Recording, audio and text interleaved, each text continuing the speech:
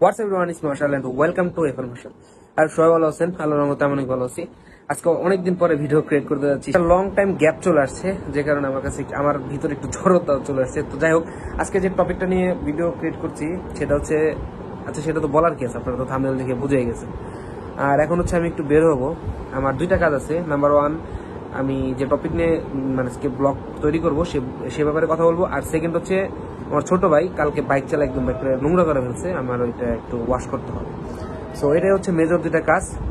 ফার্স্টে এখন যাবো হচ্ছে, প্রথমে আপনার সাথে একটু কথা বলবো, দেন তারপর বাইকটা ওয়াশ করবো। ওয়াশ করে এসে বাইকে একটু চেন লুপ করতে হবে, কারণ দেখলাম যে চেনটাও শুকাই গেছে।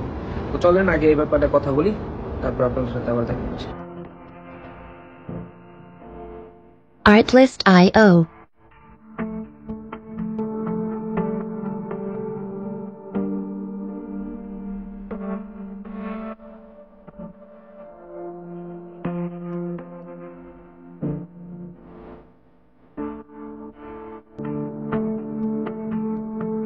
Music licensing reimagined.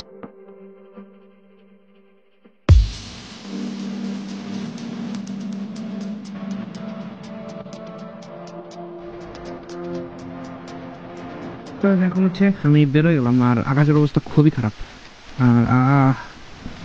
আর ফাইনাল যেটা করতে হবে যে কিক স্টার্ট দিতে হবে, কারণ বাইকের সকালবেলা যদি একটা স্টার্ট দেওয়া হয় সেক্ষেত্রে অবশ্যই কিক স্টার্টটাই শোভনীয়, কারণ ব্যাটারি ভালো থাকে। আমার হচ্ছে অনেক ঠান্ডা লেগে গেছে, কয়েকদিন যাবত প্রচুর সাফার করতেছি ঠান্ডার জন্য, জ্বরের জন্য। তো যাই হোক, এখন যাওয়ার পালা।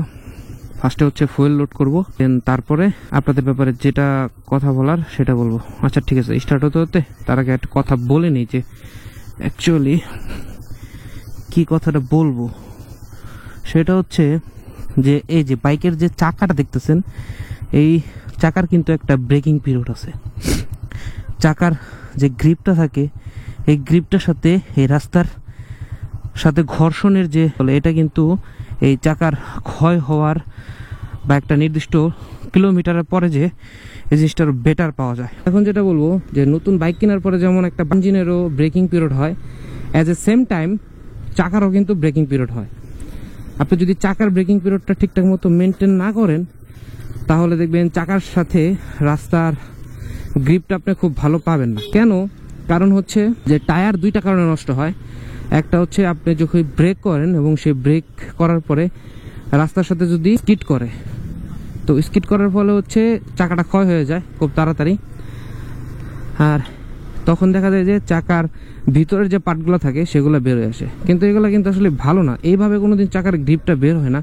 চাকার গ্রিপটা নর্মালি বের হয় হচ্ছে আপনি যখন বাইকটা রাইড করবেন, এই অ্যাজ এ নর্মাল মানে চাকা ঘুরতেছে, আপনার চাকার সাথে মানে রাস্তার সাথে ঘর্ষণ লাগতেছে, ওইভাবে আস্তে আস্তে ক্ষয় হলে যে মানে ভিতর থেকে যে একটা লেয়ার বের হয়, ওই লেয়ারটাই হচ্ছে আপনার আরও ব্রেকিং কন্ট্রোল প্লাস আপনার এমনি বাইকের কন্ট্রোলের ক্ষেত্রে অনেক ভূমিকা পালন করে।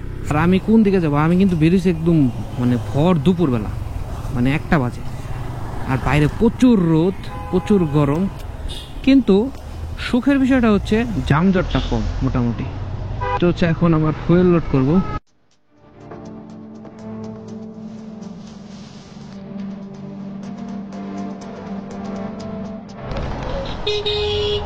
আরে মনে হয় বিড়ি খেতে যেতেছে রে গাড়ি, এত পরিমাণ ধোয়া।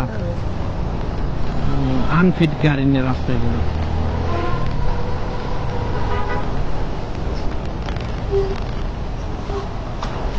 মামা, তোমার গাড়ি কি বিড়ি খাইতে খাইতে যায়? এত ধোয়া কেন ভাই? ও পাশে আনফিট গাড়ি নিয়ে রাস্তায় বেরো তোমরা। তো গাইস, যাই হোক, আজকের ভিডিওটা এই পর্যন্তই। সবাই ভালো থাকবেন, সুস্থ থাকবেন, আর অবশ্যই আমার চ্যানেলটা সাবস্ক্রাইব করবেন। অবশ্যই হেলমেট পরে বাইক রাইড করবেন। মনে রাখবেন, একজন ভালো রাইডার কখনোই হেলমেট ছাড়া বাইক রাইড করেন।